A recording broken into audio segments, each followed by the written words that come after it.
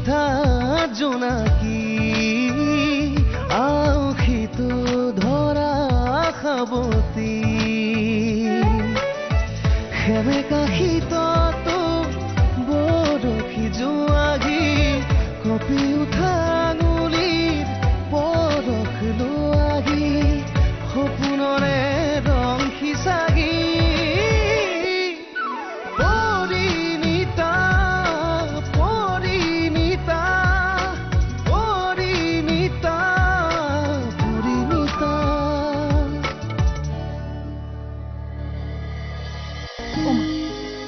তোমাৰ কিহৰ অভাৱ কোৱাচোন?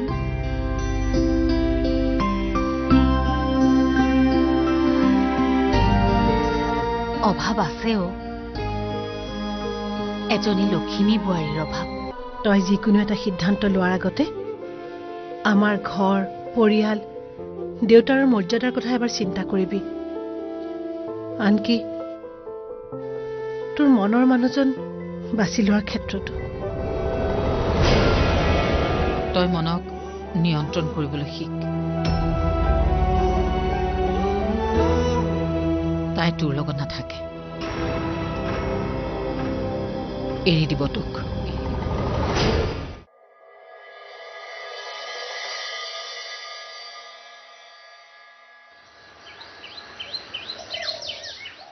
তুমিয়ে যদি মোক তেনেকৈ কোৱা, মইনো কেনেকৈ সাহস পাম মা? তোক মই নিৰাশ কৰিবলৈ কথাখিনি কোৱা নাইও। তোক মই জানো, তই এটা কথা কিমান গভীৰভাৱে ল সেইটো মই জানো। মই তাইক বৰ গভীৰভাৱে ভাল পাই পেলাইছো মা। সেইটোৱেতো মোৰ ভয়। মই মোৰ সপোনবোৰ কেতিয়াও পাহৰি যোৱা নাই। মই কেতিয়াও মোৰ লক্ষ্যৰ পৰা বিচলিত নহওঁ। কিন্তু তাই মোৰ বাবে এটা শক্তি। সকলো মানুহৰে ভাল পোৱা থাকে, তই তোৰ ভাল পোৱাক শক্তি হিচাপে লৈছ, সেয়া খুব ভাল কথা। কিন্তু এই কিন্তুটোৱে মোৰ বৰ ভয় লাগে মা। মই জীৱনটো বৰ ওচৰৰ পৰা দেখিছো, সেইফালৰ পৰাহে কৈছো। তই কিজানি তাইক নাপাবি, আঁতৰি যাব তোৰ জীৱনৰ পৰা। তাই প্ৰখ্যাত ইণ্ডাষ্ট্ৰিয়েলিষ্ট বৰুণ দত্তৰ একমাত্ৰ ছোৱালী, সেইকাৰণে? নহয়, তাই বৰ ভাল ছোৱালী, বৰ মৰম লগা ছোৱালী, সেই কথাটো মই জানো। তথাপিও সময় কেতিয়াবা বৰ ভয়ংকৰ পৰিণতি দেখুৱায়। সেইবোৰৰ বাবে তই সাজু হ।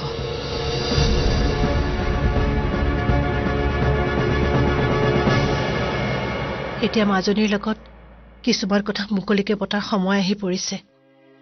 আপুনি কথাটো মন কৰিছেনে?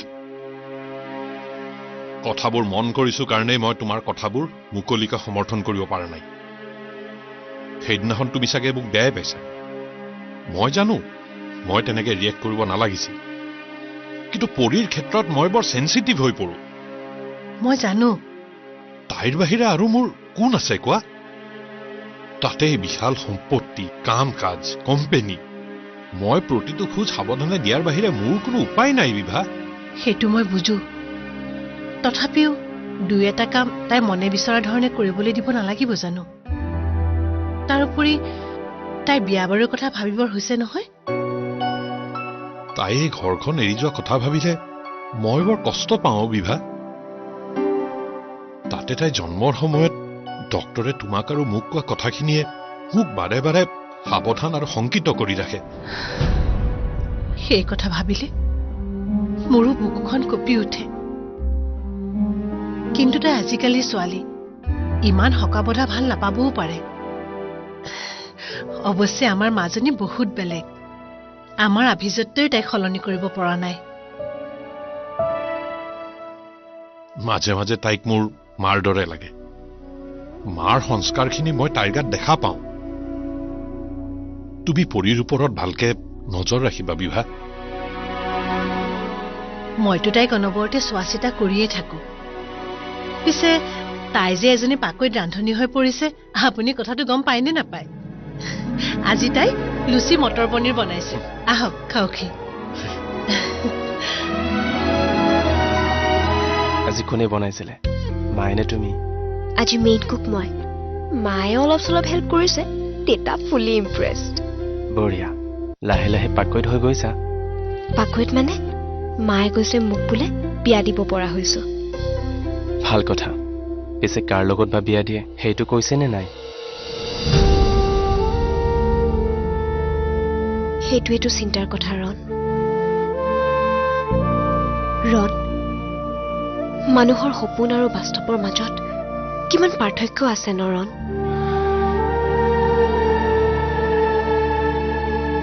পৰি তুমি মাৰ দৰে কথা কোৱা হৈছা দেখোন সঁচাকৈ সপোনবোৰ পূৰণ কৰাটো অসম্ভৱ কথা নেকি অসম্ভৱ নহয় ৰণ কিন্তু অলপ কঠিন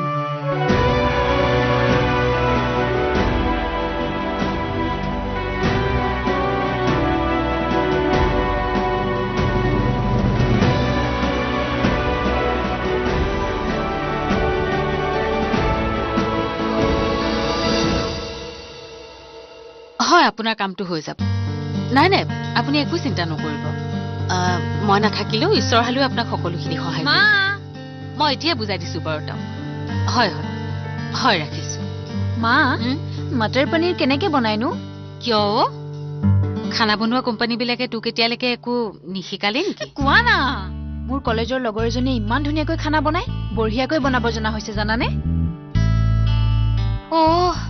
কথা তাৰ মানে সেইটোহে মই এতিয়ালৈকে তোক ৰান্ধিবলৈ শিকাব নোৱাৰিলো তই শিকিবি বুলিয়ে ঘৰত ৰান্ধনী এজনীও ৰখা নাই এতিয়ালৈকে নিজেই ৰান্ধি বাঢ়ি খুৱাই আছো তহঁতক আৰু তই এতিয়া বান্ধৱীজনীক দেখিহে ৰান্ধিবলৈ শিকিব বিচাৰিছ নহয় মানে তোমাৰ কল্পনাৰ লক্ষ্মী বোৱাৰীজনীতকৈ অলপ হলেও ওপৰত যাবলৈ মন দিয়াচোন মোৰো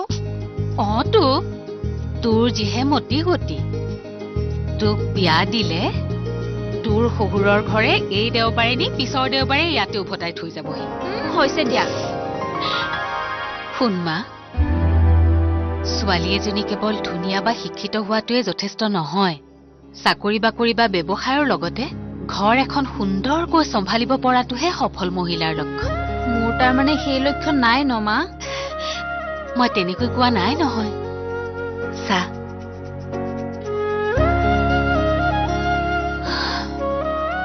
এইখন ঘৰত কি নাই ভগৱানৰ কৃপাত নিবিৰৰ কাম কাজো ভালদৰে চলিছে এজন সফল যুৱ ব্যৱসায়ী হৈছে সি তাৰ কাৰণে লক্ষ্মী বোৱাৰী এজনী আনি তোকো গুণৱতী কৰি এঘৰলৈ উলিয়াই দিব পাৰিলেহে মোৰ শান্তি হ'ব সেইকাৰণেহে মই কথাবোৰ কৈ থাকো আকৌ আৰম্ভ হলেই নে তোমাৰ চিৰিয়েলখন ৰবা এবাৰ দাদাক আহিবলৈ দিয়া সব কথা কৈ দিম একদম ভাল নালাগে চান্স পালে কেৱল বিয়া বিয়া বিয়া দাদা আহিলক ৰবা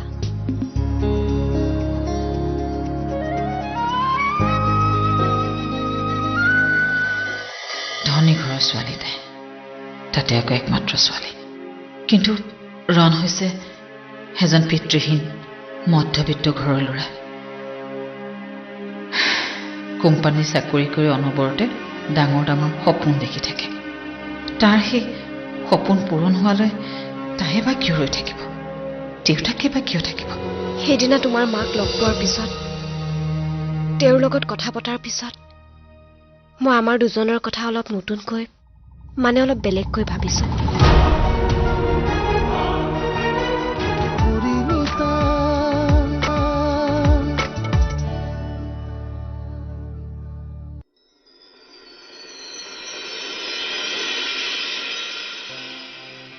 মোৰ হেনো ৰাজভোগ আছে ভাগ্য মায়ে প্ৰায়ে কয় সোঁৱৰণিটো বোলে লিখা আছে ৰাজভোগ তাৰ মানে কি এয়া ধৰা IAS, ACS বা মন্ত্ৰী MLA হোৱাৰ যুগ ভাল হে চেষ্টা কৰা মন্ত্ৰী MLA বাৰু নালাগে হ'ব কিন্তু এজন ভাল অফিচাৰটো হ'ব পাৰিবা আৰু তুমিতো সৰুৰে পৰা পঢ়াটো বৰ ভাল সেইবোৰ পৰীক্ষা পাছ কৰি তেনেকুৱা পজিশ্যন এটা পাবৰ কাৰণে বহুত সময় আৰু প্ৰিপাৰেশ্যন নালাগিব জানো মোৰ ক'ত সময় আছে এতিয়া কিন্তু ৰণ ডাঙৰ সপোন দেখিবলৈ হলে ডাঙৰ এটা বাটতো লাগিব নহয়নে?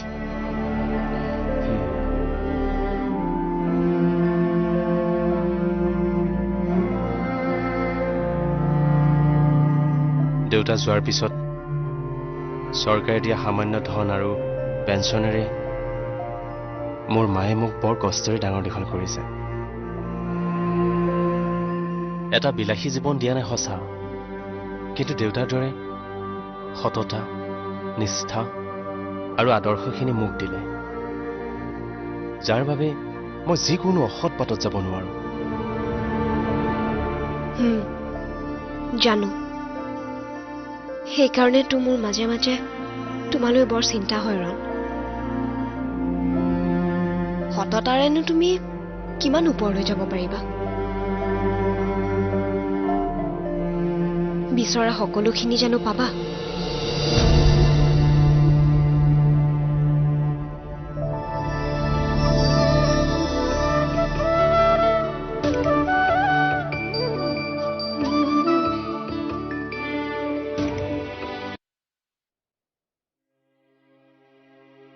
ধনী ঘৰৰ ছোৱালী তাতে আকৌ একমাত্ৰ ছোৱালী, ৰূপে গুণেও সকলো আছে, কিন্তু ৰণ হৈছে এজন পিতৃহীন মধ্যবিত্ত ঘৰৰ ল'ৰা।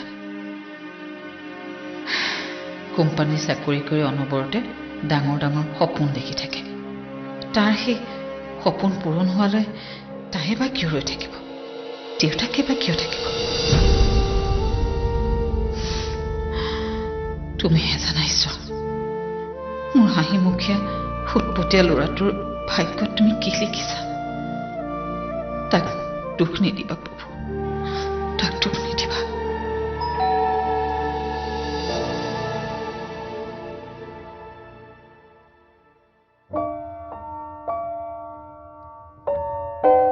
বাইদেউ, এয়া লওক। ইমান দেৰি কৰিলা যে? ৰাস্তাতে অলপ দেৰি হ'ল, আহিছো।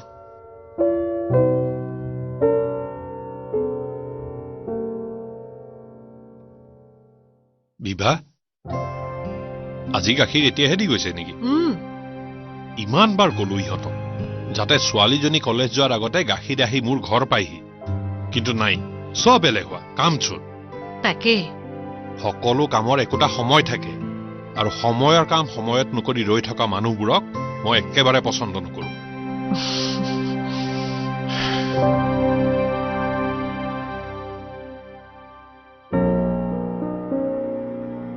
ৰণ, মই তোমাক এটা কথা ক'ব বিচাৰিছো।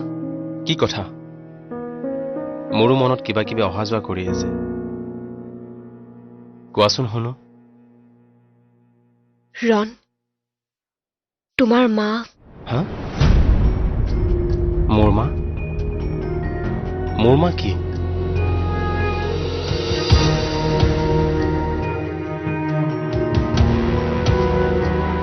সেইদিনা তোমাৰ মাক লগ পোৱাৰ পিছত, তেওঁৰ লগত কথা পতাৰ পিছত, মই আমাৰ দুজনৰ কথা অলপ নতুনকৈ, মানে অলপ বেলেগকৈ ভাবিছো।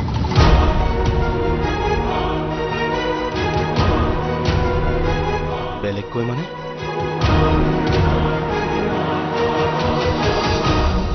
মই মোৰ মাৰ লগত যেতিয়া কথা পাতো, মোৰ দেউতাৰ যেতিয়া মনটোৰ কথা ভাবো, তেতিয়া কিছুমান চিন্তাই মোক জুমুৰি ধৰে।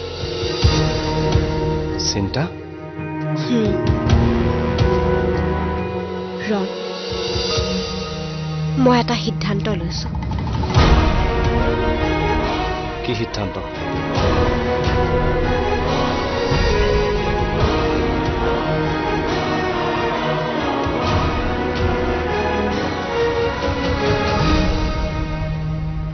সেইদিনা তোমাৰ ঘৰৰ পৰা আহি মই এই সিদ্ধান্ত লৈছো। কোনটোও নধৰে, কেতিয়া আহিব সেইটোও নকয়। কি যে হ'ব নহয় এই ল'ৰাটোৰ লগত, অনবৰতে ফৰিংটোৰ দৰে চিটিকি ফুৰিব। ইমান মৰম লগা ছোৱালীজনীয়ে যে কেনেকৈ সহ্য কৰি আছে নহয় তাক। মই নিবিৰৰ কাৰণে খুব ধুনীয়া ছোৱালী এজনী বোৱাৰী কৰি আনিম, আৰু নিবিৰ অহাৰ আগতে সেই ছোৱালীজনীৰ সন্ধান উলিয়াম, চাবি। তই মোৰ ছোৱালী হৈ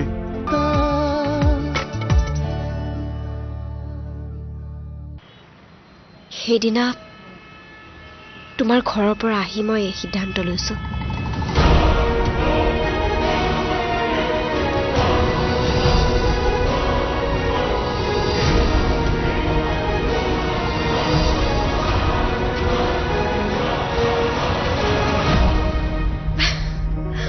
যে মই তোমাক কেতিয়াও এৰি নাযাওঁ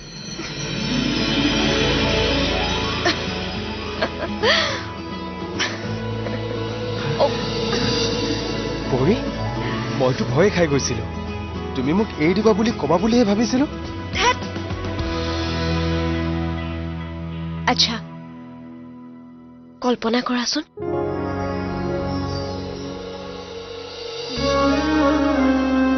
যদি এই নদীখনক এখন নাও হলহেঁতেন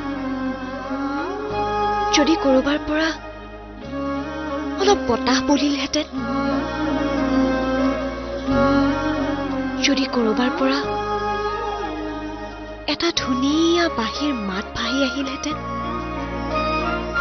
আৰু যদি টুপ টুপকৈ বৰষুণ পৰিলহেঁতেন বা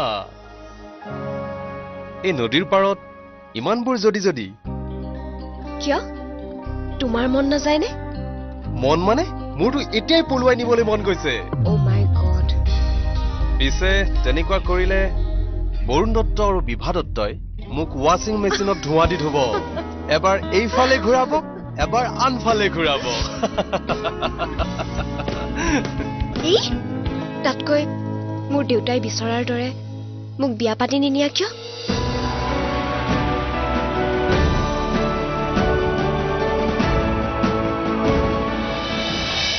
ফোন এটাতো নকৰে কেতিয়া আহিব সেইটোও কৈ নাযায় কেৱল ইফালৰ পৰা সিফালে ঘূৰি ফুৰে কি কৰো বাৰু এই ল'ৰাটোক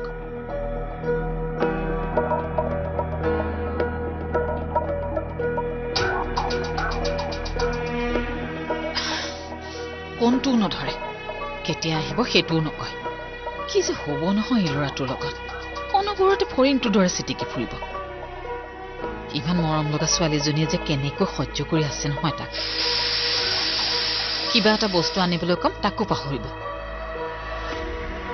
অ' মাজনী কেতিয়া আহি পাবি তই কলেজৰ পৰা বাহিৰে বাহিৰে লগৰ এজনীৰ লগত এফালে আহিছিলো মা অলপ দেৰি হ'ব তুমি চিন্তা নকৰিবা দেৰি কিয় কৰ দেউতাই খং কৰিব এই নকৰে দিয়াও মই লগৰজনীৰ লগতহে আছো আৰু এতিয়া মই ডাঙৰ হৈছো হ'ব দিয়া বেছি দেৰি নকৰো বাই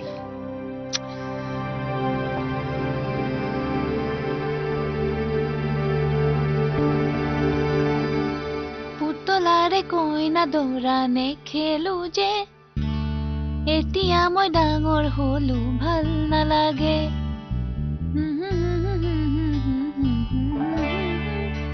এতিয়া মই ডাঙৰ হলো ভাল নালাগে এনে ডাঙৰ হৈছে একেবাৰে আজিলৈকে ভাত এসাঁজি ৰান্ধি খুৱাব নোৱাৰিলে মই বাৰু নোৱাৰিলো পিছে তুমি তোমাৰ লক্ষ্মী বোৱাৰীৰ সন্ধান পালানে নাই পাম চাবি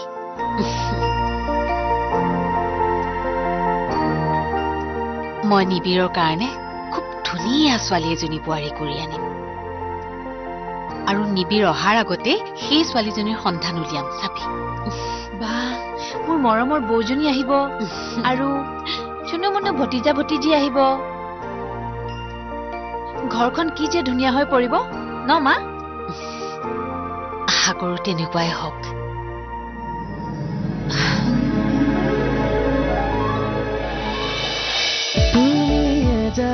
কোমল ৰদালি দুচকুতে পৰা চিটিকি তুমি এজাক মিঠা জোনাকি আউখিটো ধৰা সাৱতী সেমেকা শীতল